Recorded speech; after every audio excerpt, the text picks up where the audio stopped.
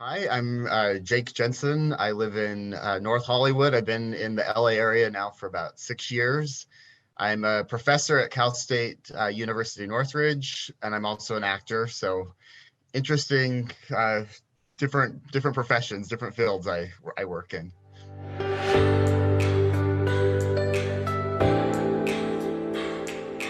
So, my very first question to start off our conversation, what do you think people's first impression of you is? That's a interesting question. I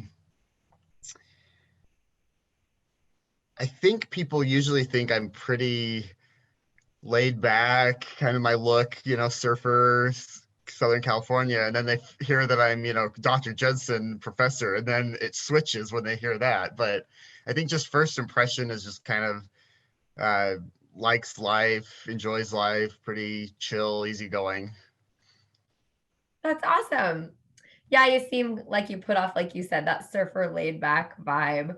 Yeah. So, let's first talk about Dr. Jensen. Okay. So, tell me what you teach. So I teach sports psychology, which is essentially mental training for athletes. So looking at motivation, burnout, but also skills like imagery, visualization, goal setting, anything to help manage performance, anxiety, performing well in pressure. So I was a collegiate athlete and coach, and then I got my master's degree in sports psych, and I fell in love with the field, and I thought, well, I want to go on and challenge myself. So then I got my PhD and ended up teaching it. So it's fun. That's incredible. So, give me a tip that you give your students in terms of managing the anxiety and the stress of being an athlete. Well, I do a lot of work with mindfulness. So really, to me, that mindfulness can help anyone, but the idea of really staying in the moment, because the minute you jump out of your performance in the moment and start worrying about what's going to happen in the future or dwelling on something that's happened in the past, your performance goes down. So I find when athletes really do work and train on being more present, not judging, being more aware in the moment of what they're doing, it really can help manage the pressure and anxiety because they stop worrying about all the extraneous factors and just stay, very much in the moment, which I think honestly can help all of us. That's what I was going to say. This seems like it could be on and off the court, on and off the field type of advice. You Yeah. said something about not judging. I'm going to assume, or maybe you can correct me, but that applies to not only not judging themselves, but maybe teammates, opposing team. Yeah, I mean, I work a lot with individual sport athletes, so a lot of times when I respond to, it's very much from an individual perspective, but definitely with teams as well. I mean, the minute your teammates start feeling like you're judging their performance or they're judging yours, then that built breaks down trust. It breaks down the, the team dynamics, the cohesion that you're feeling as a group. So I think absolutely it applies both to individual and team performance. And you said something that sticks to me too is you said that the minute your teammates feel you start judging them, it breaks down trust, it breaks down confidence. I think that goes for all relationships, right? Yes, I would absolutely agree with that. And I think again, a lot what we do in sports psych is also communication. How are you communicating as teammates, but also between a coach and an athlete? So I think communication plays a huge role in sports, but also any relationship that you have. Totally. So tell me what your sport was and what did you coach? So, tennis player, my mom got me started when I was 5. I fell in love with it, and I still play actually national tournaments with my mom. So it's something that we've done together since I was little. We still travel 4 times a year to these tournaments across the country and play the mother son. But I played at Utah State. I had a tennis scholarship there, and then after college, I coached at the University of Utah. I was the assistant women's tennis coach and really at that point thought I was going to be a college coach as a career. And really to be a college coach, they recommend you have a master's degree. And so I thought, well, what complements coaching would be sports psychology and the mental game.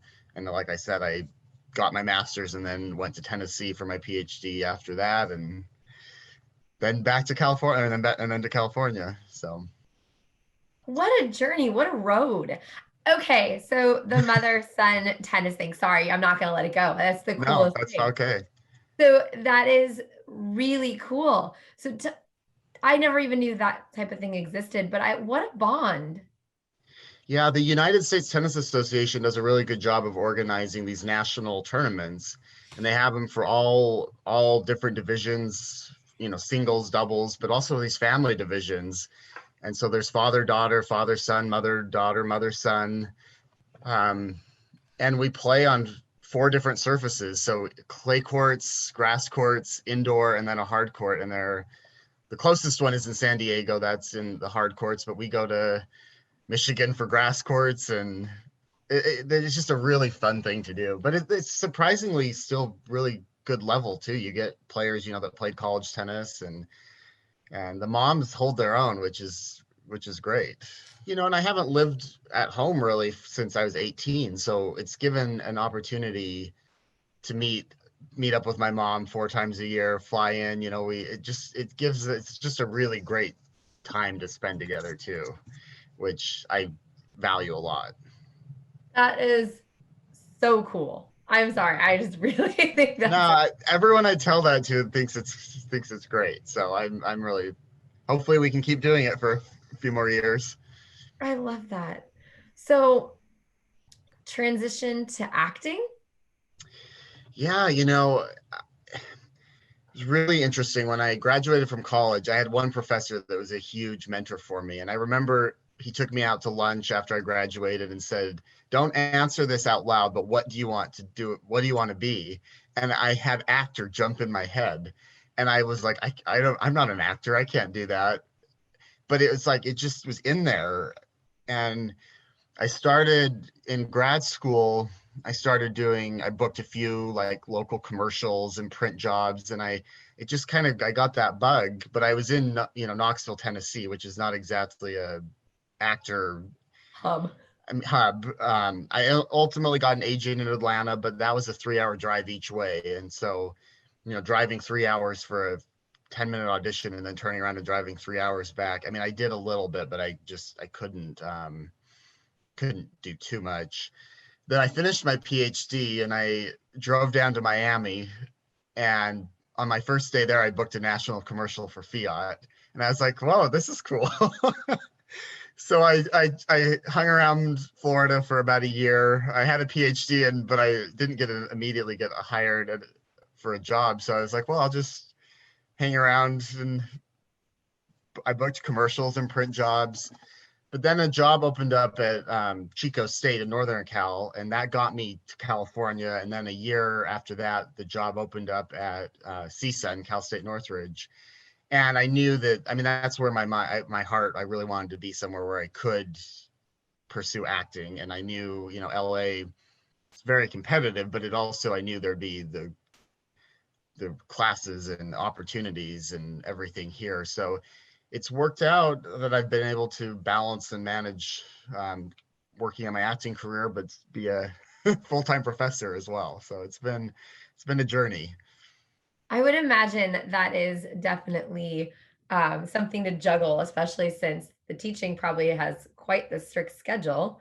Um, and then acting is just kind of whatever you book, you go by their schedule. There's not a lot of Yeah, I'm fortunate that Cal State Northridge teaches mostly late afternoon evening classes, and they're once a week classes. So most of my classes over the last 6 years, I teach evening. And then they also do quite a few hybrid or online courses. Now everything obviously is online with COVID, but even before that, I usually could teach 1 or 2 classes online or a hybrid format, and then teach evening. And honestly, I think over the last 5 or 6 years, I've only had to miss maybe 2 or 3 auditions is all that I've had to miss.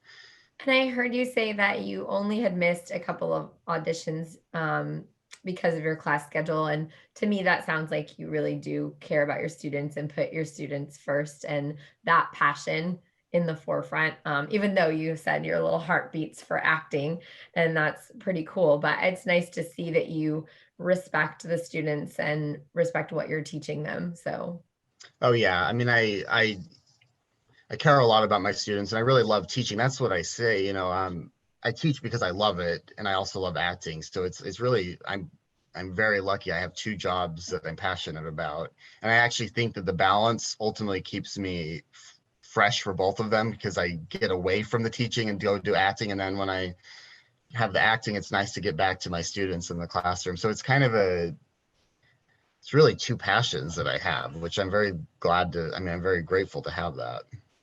Well, and I think too, tell me what you think about this, but what you said about going to the acting and then back to teaching and kind of staying fresh. Also, I would assume that the acting roles are pretty much always different. So you kind of get to be someone else for a minute and just kind of Yeah. escape and kind of reset and go back and do it all. Yeah. No, that's why I love acting, is because you get to, you know, uh, play different characters all the time, and it keeps it exciting and fresh and a challenge. But it's also nice to then go and be, Professor Jensen, Dr. Jensen, and have that kind of more stable identity. So it's I think it works pretty well. And honestly, I think my acting has helped me be a better teacher. And I think vice versa. I think they've actually helped each other. I could imagine. I mean, communication skills, like we talked about earlier, and you're Yeah. doing nothing but that in both aspects of your life. Yeah, absolutely. What is something that would surprise people to know about you? I'm I think because I teach and I'm always in front of people, but also acting, that I come across as pretty, I don't want to say extroverted, but outgoing and friendly. And I love, I do that and I enjoy that, but I'm really an introvert at heart, and I love my alone time. I love my personal time, and I really need to recharge actually away from people. So I think sometimes, um, even this whole COVID time for me has given me a lot of time to be alone, and it hasn't been as hard on me, and I think, as a lot of people. But I don't know if they would necessarily, I don't lead with that. And I think that's partly, I put a lot of energy into being around people and with people and putting on that, but that's, I have to get away from that as well. As a kid, were you like that too? Yeah, I did a ton with my twin sister, but I was always really happy just doing stuff like with her or one person. I didn't need like a huge group of friends, or I'm always been, I'm very comfortable just in a very small circle of people that I do stuff with and enjoy being with. You have a twin sister. I do have a twin sister.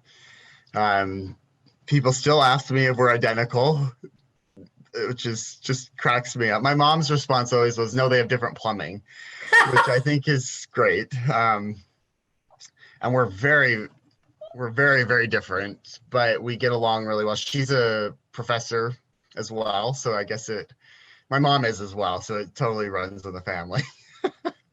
But she's in North Carolina at a small um, Catholic college there, Belmont Abbey, and she enjoys it. She's got a 9-year-old, so my little nephew is fun. So yeah, it's fun having a twin. And you mentioned in when you brought that up that you were fine just doing things with your sister. So just for everyone watching, that twin bond, describe it just briefly. I don't have any other siblings, so I don't have anything to compare it to. People are always like, "Well, what's it like compared?" And I'm like, "Well, I don't have another sibling, so I can't really compare it." But I just think the fact that you're literally been together on this earth from from the beginning, there is a bond with that. And I think also the fact that there were just the two of us. We were just built in friends for each other. And my mom always said having twins at first is harder because you have to do two, but ultimately it was actually easier because there was like a built-in friend playmate. So we just entertained each other for all growing up. We always had somebody to do stuff with. Obviously, as we got older and branched out, we had our own set of friends and things. I think we also, we did different sports. She was a college swimmer. I was a college tennis player. I think the fact that we actually had our own sports and identities as well was a good thing. Where we are very close, but we also we're encouraged to be very different and pursue our own interests and passions. And so, but whenever I visit, we stay up till 3, 4 in the morning just chatting. I mean, we talk, but when you're in person, it's different. So Of course. yeah. And it sounds like even though, like you said, you had different identities, meaning you did different things, you were still the same age, going through the same things, Yeah. experiencing the same social, structural things Yeah. at the same time, which is kind of cool because you, like you said, built-in buddy, somebody to lean on, someone to talk about going through it with, in addition to your friend circle. Yeah. And she was always much more extrovert and comfortable like doing different things. So for me, it was always nice to have her like to go with, or she could kind of take the lead. And yeah, so I liked having her there. Very cool. Well, before I ask you our last question to close out this, what has been a fantastic conversation, is there anything that you feel in part of your story that I've missed or that you wanted to share? No, I would just say I think there's never too late of a time to pursue what you really want to do or a passion. I mean, I during grad school thought about, well, maybe I should drop out and just go be an actor. And I'm really glad I didn't, because it's allowed me this great profession as a professor, but also it's been really great to pursue the acting. And it's a challenge, and it's exciting, and just a message that I like to share with my students, but with anyone that listens to me, that go for it. If you really have that thought of pursuing and doing something, don't let others tell you can't do it. I like that. I really like that. It's come up a few times recently too in other interviews with people that have accomplished things maybe quote unquote away from the pace car of life. Yeah. And it's come up in quite a few conversations. And who's to say what the right steps are for you as an individual? And we all think of this pace car. I'm supposed to have this. I'm supposed to get this house at this time. I'm supposed to do this. But there's no rules. You didn't get born with the rule book and you check off the box at 21, Yeah. you check off the box. It's not like that. It has to be at your pace and it has to be what you want to do. Yeah, I absolutely agree. Well, last but not least, if as Jake is around the world, whether it's tennis with your mom, acting, teaching, walking around campus, if you have the opportunity to hold up a sign that says one thing about you, what would you want people to know? Passion. And I don't mean that I just mean that in a, whatever you do, be passionate about it, and if you're not, then find something that does give you that wake you up in the morning and you want to do what you're going to do that day, that there's that passion. And I think I do really try to live that every day. It's something, there's mundane aspects to every job and every career and every situation, but if you still have a passion for what you're doing. So if I could hold up a sign, I guess it would be passion.